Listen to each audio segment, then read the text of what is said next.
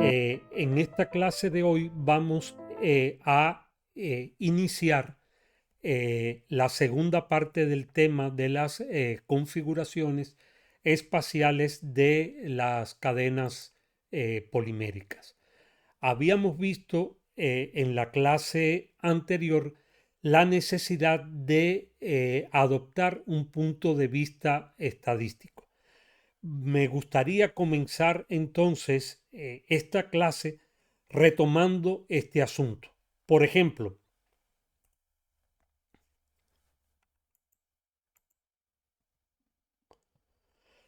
una cadena extraordinariamente sencilla desde el punto de vista estructural, como puede ser la cadena del polietileno.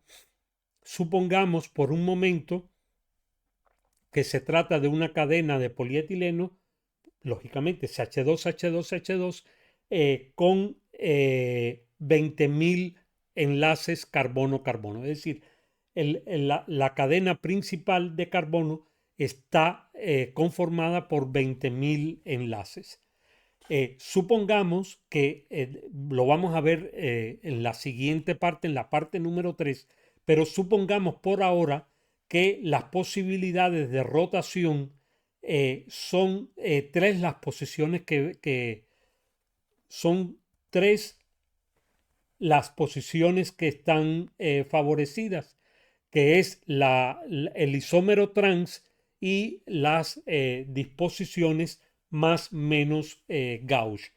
En este caso, solamente con estas tres posibilidades de rotación se genera el exagerado número de 3 a la 20.000 posibles conformaciones de esa cadena polimérica. Repito, una cadena sencilla, de no muy alto peso molecular, de 20.000 enlaces carbono-carbono y con solamente tres posiciones energéticamente favorables en la rotación alrededor de los enlaces.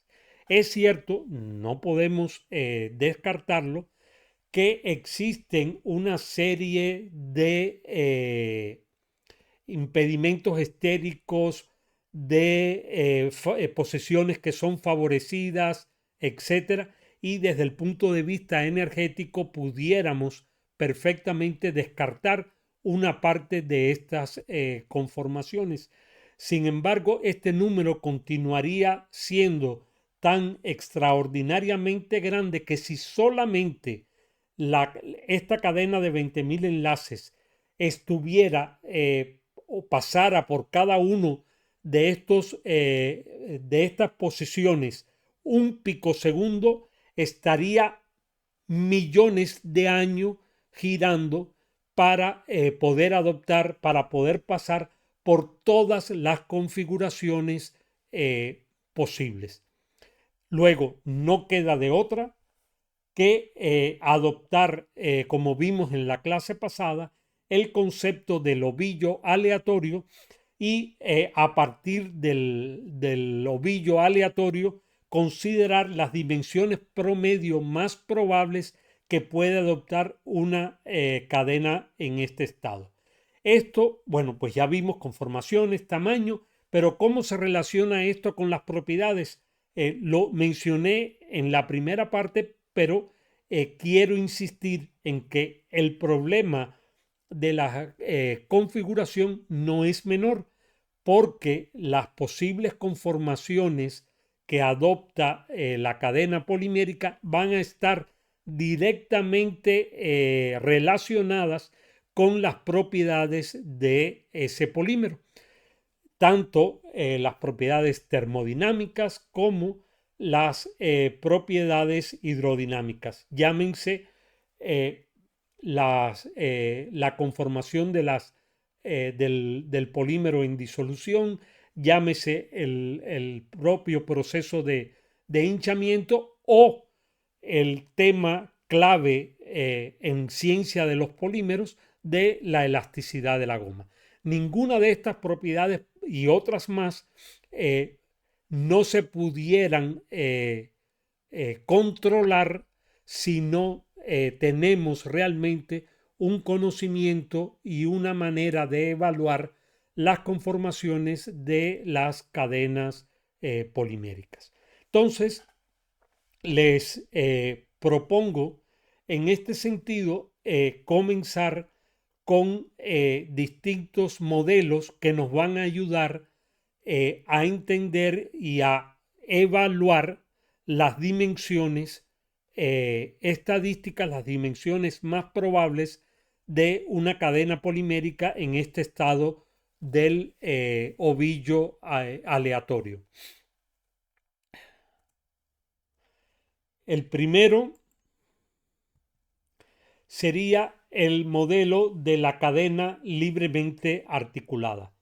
Es una cadena totalmente hipotética, pero estamos partiendo de una cadena hipotética de la misma manera que la ecuación de estado del gas ideal es una ecuación bajo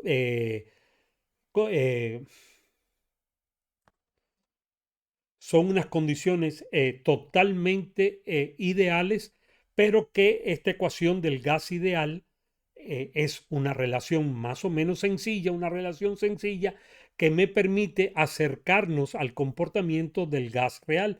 Ese mismo va a ser el camino, la estrategia que vamos a seguir para poder evaluar las conformaciones, los tamaños de las cadenas poliméricas. En el caso de este modelo de la cadena libremente articulada, bueno, por supuesto, se trata de una cadena hipotética que consta de n cantidad de enlaces secuenciales, es decir, unidos en sucesión lineal, sin ninguna restricción en los ángulos de enlace. No nos vamos a preocupar de que, digamos, para la cadena del polietileno y muchos otros polímeros basados en una cadena estrictamente carbonada, donde el ángulo de enlace por la hibridación sp3 es 109,5, no, puede adoptar este modelo de la cadena polimérica, puede adoptar cualquier valor entre 0 y pi y va a poder adoptar cualquier valor de rotación alrededor de los enlaces de la cadena carbonada. Solamente para este modelo vamos a establecer como constante la longitud de enlace. El enlace carbono-carbono es el único que vamos entonces a fijar. Por otro lado, si recordamos que la trayectoria que describe una partícula difusora, como el caso de una molécula de gas, es de este tipo, son un vector, un desplazamiento lineal entre colisiones consecutivas, pero si en nuestro caso fijamos estas trayectorias entre choques consecutivos para que sean iguales, la correspondencia entonces entre este modelo donde solamente estamos fijando la distancia de enlace y no nos preocupan ni los ángulos de enlace ni los ángulos diedro, sería totalmente exacta y tendríamos una situación de este tipo. Tendríamos entonces una cadena, por supuesto, mucho más larga que esta. Esto es una pequeña ilustración que me permitiría eventualmente poder calcular la distancia extremo-extremo o la longitud de desplazamiento, como se le conoce igualmente. En este sentido, en 1919, Rayleigh logró resolver el problema del vuelo al azar de una partícula difusora en 3 dimensiones y es entonces es el modelo que nos va, el modelo matemático, el aparato matemático que nos va a permitir aplicar esa misma estrategia para la cadena libremente articulada. Es lógico, no habría ningún problema entre el modelo del vuelo al azar si fijamos las trayectorias entre dos colisiones consecutivas y la cadena polimérica, excepto los ángulos, como ya hemos dicho, pero tendría además la equivalencia de que la trayectoria que describe la partícula difusora, mientras más tiempo pase, va a haber una trayectoria mucho más larga que sería el equivalente a la longitud de la cadena polimérica. Es decir, en este sentido, el tiempo de desplazamiento de la partícula difusora y la longitud de enlace serían equivalentes. Resolviendo matemáticamente el valor de la distancia extremo-extremo, vemos que se puede obtener una ecuación de este tipo donde la raíz cuadrática media de la distancia extremo-extremo es proporcional a la raíz cuadrada del número de enlaces multiplicado por la longitud de enlace. Tenemos entonces una expresión matemáticamente muy sencilla, pero que es de mucha importancia para resolver un problema tan complejo como el que estamos tratando de resolver.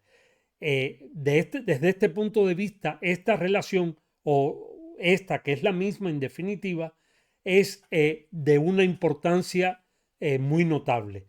En este caso, hay que señalar que o debemos hacer notar que la raíz cuadrada del número de enlaces es directamente proporcional a la raíz cuadrática media de la distancia extremo-extremo. Por lo tanto, si el número de enlaces es proporcional a la distancia extremo-extremo, la raíz cuadrada de la masa molecular va a mantener la misma proporcionalidad, de manera que la relación entre la media cuadrática de la distancia extremo-extremo y el peso molecular es una propiedad que va a depender entonces de la estructura de una determinada cadena, pero que va a ser independiente de su longitud y de su masa molecular, porque a medida que aumenta una, la otra va a variar proporcionalmente. Lógicamente, debemos entender que este modelo subestima las dimensiones verdaderas de las macromoléculas. No olvidemos que no estamos fijando ni el ángulo de enlace ni la rotación alrededor de ninguno de los enlaces de la cadena carbonada. Esta también es importante notar, lo vamos después a ver en particular cómo se puede resolver eso, pero esta es una expresión que solo es válida para polímeros lineales, en los cuales el ovillo aleatorio permite la representación de la distancia extremo-extremo mediante una distribución de tipo gaussiana. En este sentido, por ejemplo, podemos ver aquí, si colocamos la cadena polimérica, que uno de los extremos esté en el origen del sistema de coordenadas cartesianas, la distancia extremo-extremo, R, va a venir dada por esta distancia entre el origen del sistema de coordenadas y el otro extremo de la cadena. La función de distribución radial del radio muestra un máximo que va a representar o se asocia con el valor de la distancia extremo-extremo más probable y sobre todo tiene la ventaja de que es independiente de su dirección. Da lo mismo hacia dónde esté el otro extremo de la cadena, es independiente de su dirección. Para el caso de un polímero lineal, esta distribución radial, esta función de distribución radial de la distancia extremo-extremo va a ser aproximadamente el de una función gaussiana.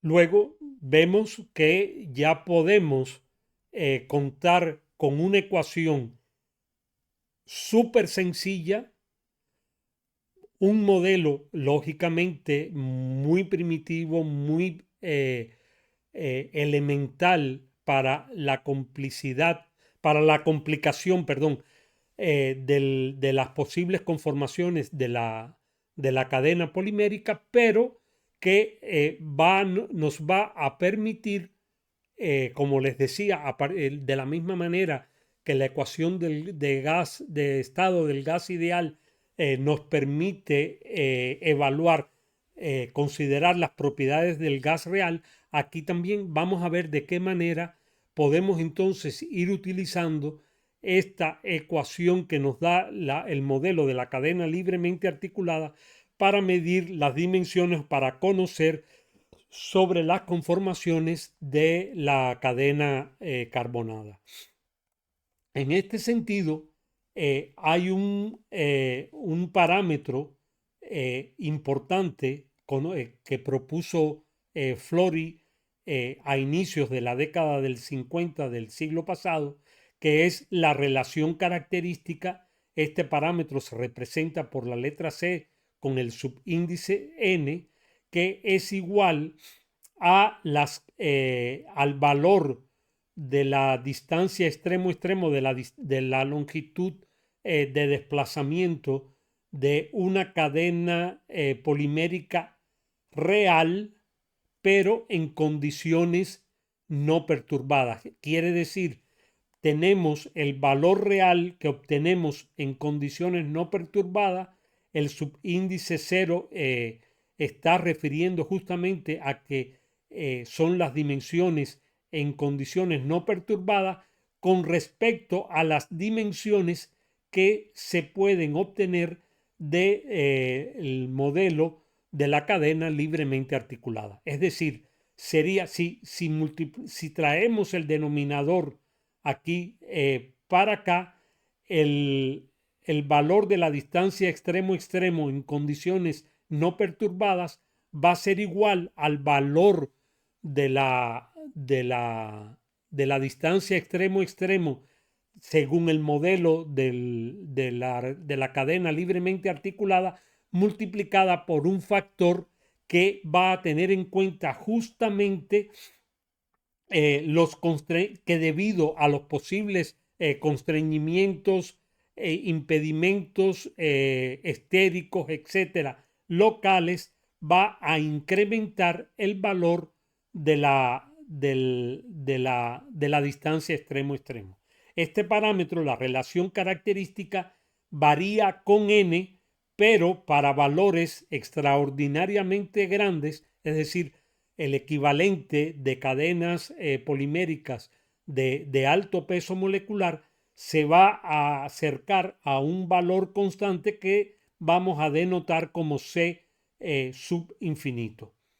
Este valor de la relación característica puede tomar el valor de 1, sí, puede tomar el valor de 1, pero ninguna cadena real va a poder, va a mostrar un valor, tiene un valor de relación característica de 1. Esto es solamente válido para una cadena lineal por todas las mismas constreñimientos, restricciones que se le impusieron a esta cadena desde que hicimos uso de su modelo. Dicho de otra manera, el parámetro de la relación característica nos va a ofrecer información sobre las dimensiones de una cadena polimérica en relación con su desviación de la idealidad. un mayor valor de la relación característica se va, por lo mismo que ya les expliqué, va a estar relacionado entonces con una cadena mucho más extendida con relación, con referencia al que se obtendría para una cadena libremente articulada. En la siguiente diapo les muestro valores típicos de la relación característica para algunos polímeros. Les llamo la atención, por ejemplo, que el polietileno tiene una relación característica de 7,4, quiere decir que el modelo de la cadena libremente articulada subestima en 7,4 veces las dimensiones de las cadenas reales lineales del polietileno en condiciones no perturbadas. El poliestireno, que tiene sustituyentes bien voluminosos, ya que son grupos aromáticos, grupos bencénicos, va a mostrar valores de relación característica de 9,5. El polimetilmetacrilato tiene 9. El que menor de este conjunto, el que menor desviación tiene de estas condiciones ideales sería el policarbonato. En general, si analizamos los valores de la relación característica en general, son valores entre 4 y 5 y que llegan hasta aproximadamente 7, 8, y en el caso del poliestireno y del polimetacrilato de metilo hasta 9.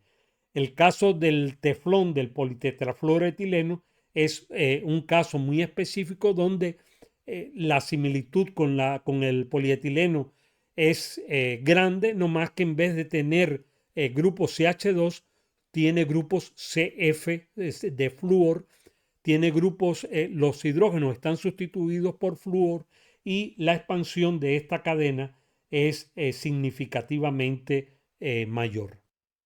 Llegado a este punto, recordemos algo. Les he estado insistiendo desde la clase anterior que tenemos dos parámetros que nos permiten caracterizar las dimensiones de las cadenas. Son la distancia extremo-extremo, o también conocida como longitud de desplazamiento, y el radio de giro.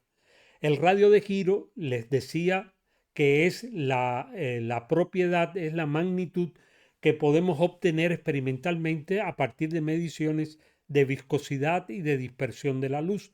Y la distancia extremo-extremo es justamente el parámetro que caracteriza las dimensiones más probables del ovillo aleatorio que podemos relacionar con las propiedades del material, con las propiedades del polímero. ¿Cómo se correlacionan, cómo se relacionan ambas propiedades? En este momento hemos visto, por ejemplo, para la cadena libremente articulada, que la distancia extremo-extremo es la que se puede calcular directamente a partir de estas consideraciones, a partir de este modelo. Pero nos interesaría saber cómo es el radio de giro. En este sentido, la relación que existe entre estos dos parámetros es bastante sencilla. Vamos a ver, para una cadena libremente articulada, la relación que hay entre la distancia extremo-extremo, la media cuadrática de la distancia extremo-extremo y el producto de n por L cuadrado es independiente del largo de la cadena. Lo vimos 2 o 3 diapos anteriormente, pero el radio de giro con respecto al producto del número de enlaces por la longitud de enlace al cuadrado disminuye con el incremento de la longitud de la cadena, disminuye con el valor de n, alcanzando una relación entre el radio de giro y el producto de la longitud de la cadena, del número de enlaces y de la longitud de enlace al cuadrado, cuando esto tiende a infinito, de 1/6. Por lo tanto, podemos decir que el radio de giro va a ser igual a nl² / 6, y esto es precisamente la distancia extremo-extremo. Ven que el hecho de que exista esta relación nuevamente muy sencilla es de una importancia grande, porque tenemos simplemente que el valor experimental que tengamos para el radio de giro lo multiplicamos por 6 y obtenemos la distancia extremo-extremo. Esta relación fue obtenida por Debye, también fue trabajada un poco más 3 años después, en 1949, por Singh y Stockmeyer, y nos ofrece, como ya les decía, esta relación tan simple entre estos dos parámetros. Esta relación es válida para casi todos los polímeros lineales reales, siempre y cuando se cumpla la condición de que sean cadenas poliméricas relativamente grandes. Entonces, pues con esto terminamos esta segunda parte. Me despido hasta la próxima, que vamos entonces a ver la tercera parte de este tema de las configuraciones. Muchas gracias.